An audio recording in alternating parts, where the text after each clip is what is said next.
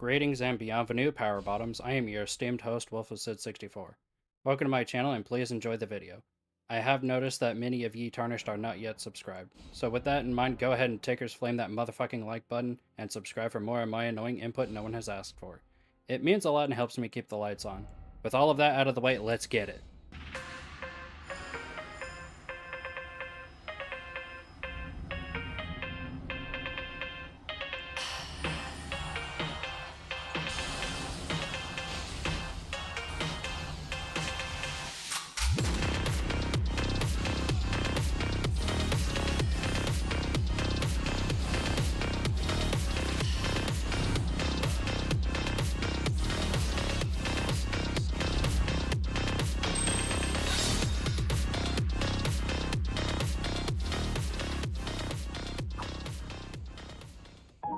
Nerfing is a certainty. Dare I say it's another one of the certainties alongside death and taxes, especially in From Software games.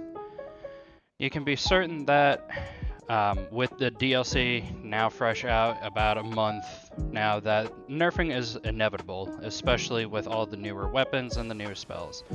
But if I may, I would like to redirect From Software's ire towards some of their older base game content. The Moonveil, as seen here, being one of the most prominent thorns in my side, if you will. I would like to start off by pointing out that the minimum stat requirements for using the Moonveil is 12 strength, 18 dexterity, and 23 intelligence. It's not a very high benchmark for any of those three stats. You can get most of them at the correct level at around level 60-ish or so. If maybe less if you two-hand the katana to cut the strength in half. But yeah, so this is a somber weapon. It gets up to a plus 10 because it is a unique weapon, and it is one of the most preferred weapons of all mages that anyone can ever ask for in any From Software game. Past, present, or future, I would say. The base scaling it gets is an E in strength, a D in dexterity, and a C in intelligence, and that changes at +3 to an E in strength, a C in dexterity, and then a C in intelligence, and then it remains the same. However, at +7, which is where most of the issues lie, because up until at least at level 60, I think you can have up to somber smithing weapons up to +5 and or 6 if you really want to push it. But again, at +7 for this somber weapon specifically, it remains the same at E scaling for strength, a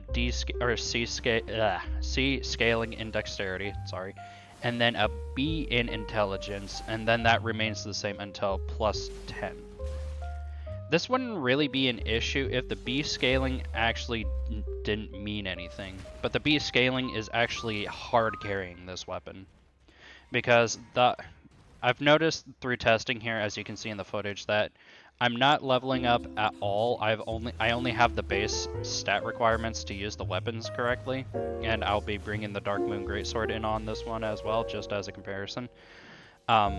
But yeah, the minimum stat requirements you need to meet are perfectly adequate. It's the weapon upgrade level that just carries this weapon. From +7 up to +10, it just slams everything's HP into the towards zero. It will cleave HP like no one's business. As you can see here, I got to +2, and it will do marginally better than the one that I have at +1, because I have 11 variants of the Moonveil just for testing purposes, ranging from unleveled all the way up to +10. I'm using Margit, the Fell Omen, as my test subject, and as you can see here, it's doing marginally better than the +1 variant of it. Not a whole lot better, but it's still pretty good.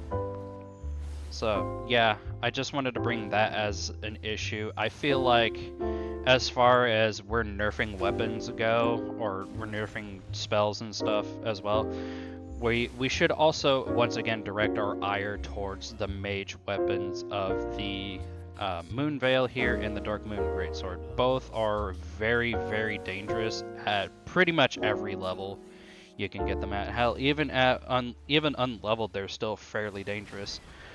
The Moon Veil in due part because the Ash of War comes out extremely quick, as you can see here. Hell, even in the slowed down footage I showed earlier, it looked frame by frame.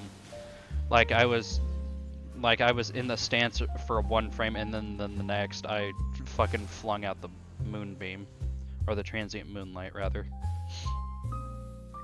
So I just think that if I had to suggest anything to From Software, I suppose I would suggest nerfing the scaling, but I don't know. The scaling doesn't get into a B until about +7, as I stated before, so I guess that's not the worst. But if oddly enough, it feels like the C scaling actually doesn't mean anything. It feels more like a B than anything else. I guess at least the only positive thing I can say is that it doesn't. I don't know. I'm just trying to make it more simple for everyone to understand how ridiculous this weapon is. I think the pure damage of the weapon mostly comes out of the scaling. The fact that for whatever reason Transient Moonlight is very powerful. I don't know what it is. I think one of the devs might have hit an extra zero at the end of their thing to make it so much more devastating. It's also more devastating if you point blank someone with it, which is what most mages will do with it, because A, you're hitting them with the physical weapon, and then B, you're hitting them with the Transient Moonlight beam. With either version of the Ash of War, either stance, either the heavy or the light attack, you do that to both. And yeah, both of those do obscene amounts of damage and obscene amounts of poise damage. Like, the amount of times I have been stunned out of an attack just because the Moon Veil got off first, because it's, again, lightning fast, is ludicrous. And it just makes PvP that much more annoying when all mages do is just spam this. Because the recovery time is also very, very quickly. Or you can just cancel the animation by rolling out of it. As you've seen in the video probably, I have been rolling a lot, not only just to avoid Margit's attacks, but also to cancel the resheath animation, or the anime flick at the end of it, the sword flick at the end of the animation. So yeah, I just wanted to shine some light on that. I also wanted to shine some... I just wanted to also throw some shade on the Dark Moon Greatsword. Yeah, another issue I have with the Moon Veil being so good is that it's very readily available. I'm looking at my notes here, sorry. It can be grabbed fairly early on, because the only thing you need to do to get the Moon Veil, the only thing you need to do to get to the Moon Veil is to venture into Caelid, which is not that hard to do. You can just take the warp gate behind the Third Church of Marika, and then you'll get immediately zipped to the Bestial Sanctum. You just run through the northern half of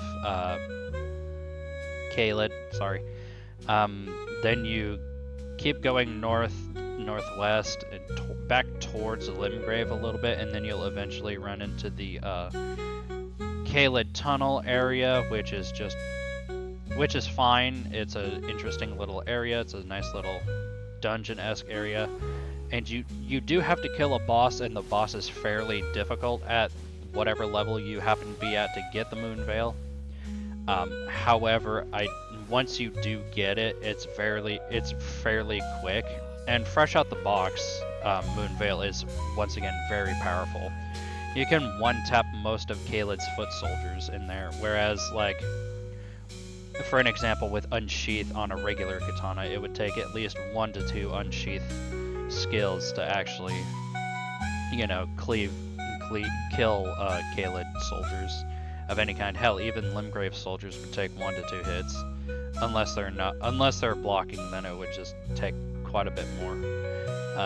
But yeah, blocking also brings me back to circle back towards Moonveil's stance break capabilities. It can punch through shields relatively quickly in at least 1 to 2 swings, I want to say, if the player is aggressive enough with the Transient Moonlight, which more often than not, almost if not all mages are fairly aggressive, especially if they're grouped up as they usually are, which is another gripe about PvP I will save for another video, which I can and will do. Yeah, I should also probably do that. But yeah, as we can see here, as I work my way up to +8, now that I'm over the +7 threshold, the scaling is now a B in intelligence, which makes some sense. I feel like the scaling should have stayed at a C from +7 up to +8, I guess. So from where I said it was, hang on, I'm scrolling up through my notes again. So from the scaling doesn't change until +3, then it's an ECC up until 7, where it gets a B scaling in intelligence. I feel like to balance it out a little bit, it should have stayed at ECC up until you got to +9. I want to say. I really want to say. And then the +10 somber weapon, or the +10 variant doing the B scaling. That I feel like that would be better balancing on From Software's part, because it actually makes sense that once you get the weapon fully upgraded, it should have the maximum scaling potential that it has, not have the maximum scaling potential cut off at +7. I mean, you could go up to +10 if you really wanted to, just to make the weapon do more physical damage. But generally, if you wanted the weapon to do more, the Transient Moonlight to do more damage, you would just beef up your intelligence skill. Sorry. And so yeah, here at +10, you'll be seeing that I can just cleave Margit's health. I keep doing that. They're the same character, but it's specifically, which I deal with a lot. I want to be more specific. This is Margit the Fell Omen, and then there's Morgoth the Omen King. Anyway, excuse me. As we're seeing here, even at +10, the Moonveil just cleaves HP off of Margit here. And this is supposed to be one of the first major hurdles you jump over. So now we're on into the Dark Moon Greatsword. I'll try to yap on about how...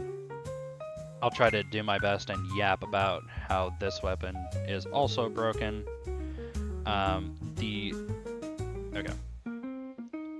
So, okay, here we are. The Dark Moon Greatsword here, as you can see, needs 16 strength, 11 dexterity, and 38 intelligence to use correctly.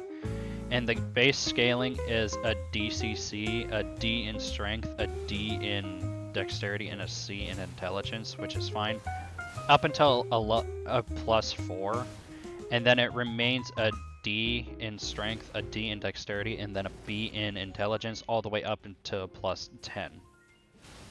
So that means that it does not change after +4, which also sounds a little bit much, because it's another B scaling in intelligence, which I feel like is way too high for such early game weapons. I guess the only good caveat to the Dark Moon Greatsword being so powerful is that you get it after a rather lengthy quest line, Ronnie's quest line, and you do have to kill 2 entire bosses to get it started. You have to kill General Radahn, which is not an easy feat to do at whatever level you are when you get there. Usually around level 60 is a good level to be at with Kaled's scaling, I've heard. I don't know, I can't really remember. I have too many meta builds now that I have used mods to do to get me up to 150 immediately. And that also leads me to my other point that I'll make later on. but for right now, I'll try to stay on track. Another factor going in the Dark Moon Greatsword's favor is, as you see here, Frostbite. It has plenty of Frostbite buildup. It's supposed to have 55 Frostbite buildup, but that's per swing, and I don't know if that takes into account the actual weapon hit and the beam that comes off of it, but if it does, damn does it not represent that number correctly. As we all know probably by now, the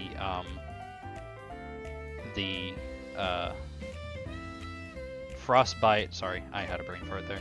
Frostbite, when it fully procs, like when somebody is actually frostbitten and the meter is full, they take 20% less physical damage, or they take a, yeah, they have a 20% physical negation reduction.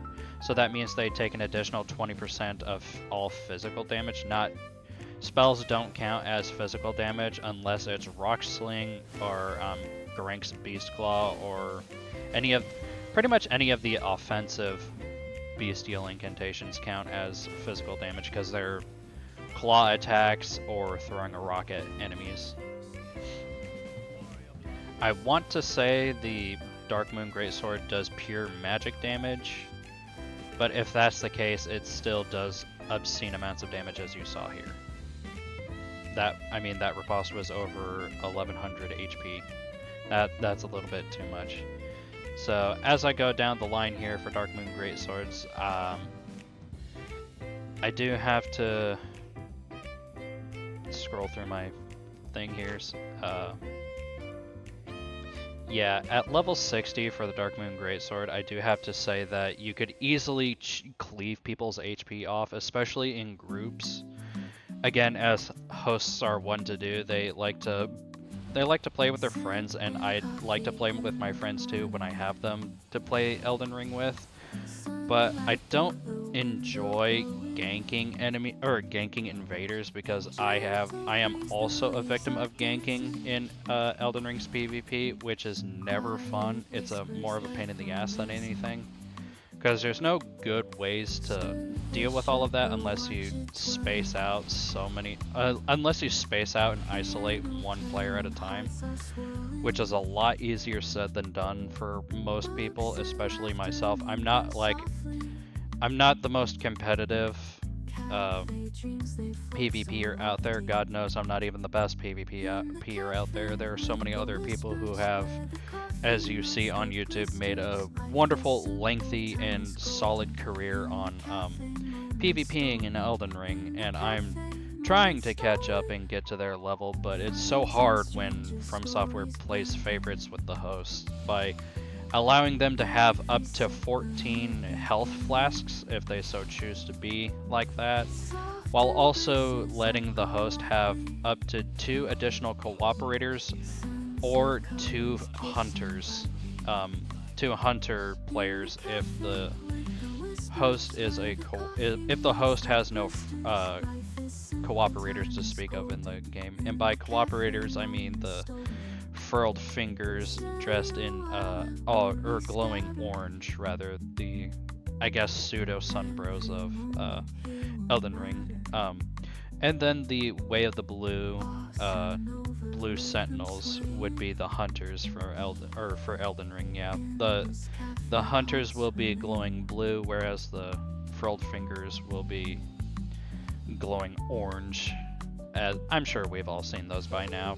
But the fact that Elden Ring allows 2 of either is a little excessive per one invader. If the invader wants more backup, we have to assume that the host will be taunter-tongued, which is not always the case.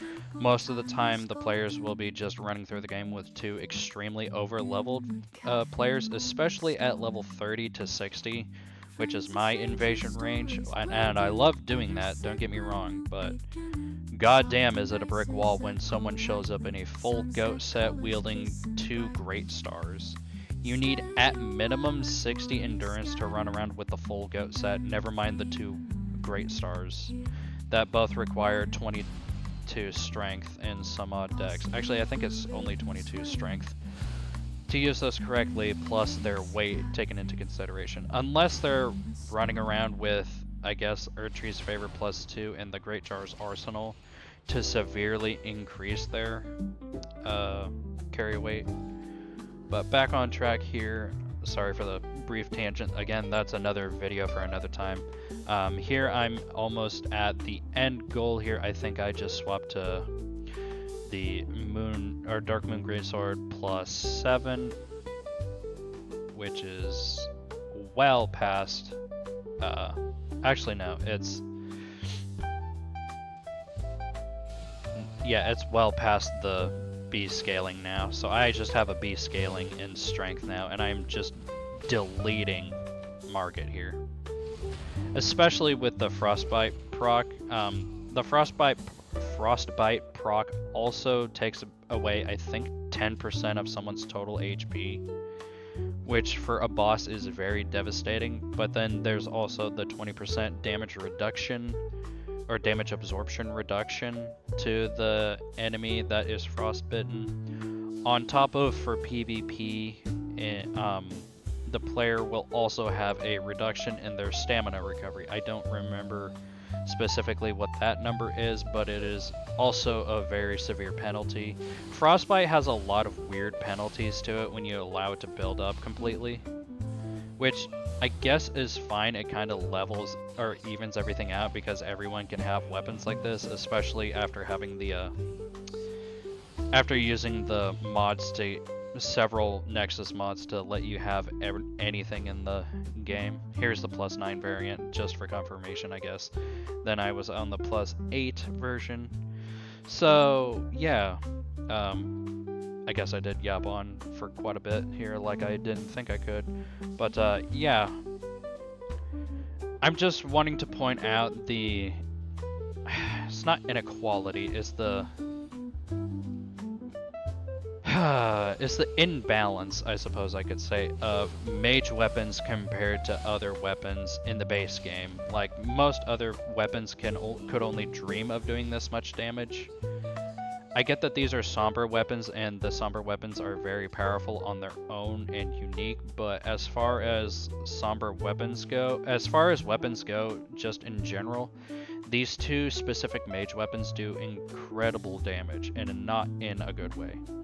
And I can hear the negative comments right now being, oh, just dodge. And I'm over here thinking, okay, but when, not if, when the host hits me with that, I'm kind of fucked, because I'll get stunned into another blender with their host friends and all that jazz. So that's not always a feasible option. But yeah, that's all I wanted to say. Is what I would say if I hadn't done some of my own goddamn research into the fucking Transient Moonlight skill. So this is taken directly from the Fextra Life Wikipedia page. I will link it down in the description. It states that this skill, the Transient Moonlight, because I'm on the Wikipedia article regarding the weapon art skill, deals 12.5 poise damage with the magic projectile using either variant. A direct hit from the Moonveil used to fire it will do an additional 15 using the light attack variant.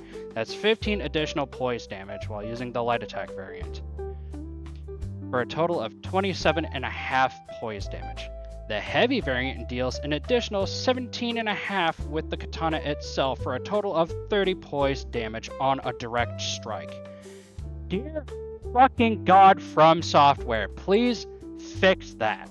That's obscene amounts of poise damage. That's half of my poise in one hit, and they'll just keep spamming it back to back because the recovery time is ridiculously short. As seen earlier in the video, I fucking can roll or backstep or crouch or whatever and just keep spamming out Transient Moonlight fucking hits. Like, if it did less poise damage and less damage overall past a certain point, that'd be fucking wonderful. But no, you can't. It just isn't. I would also like to point out at the bottom it says, note, as of patch 1.08, the poise damage of the weapon / part has been increased, and the poise damage of the magic wave has been reduced. Dear God, does it not feel like that? Also, it says as of patch 1.12, the damage of the skill has been decreased in PvP. No, the fuck it hasn't.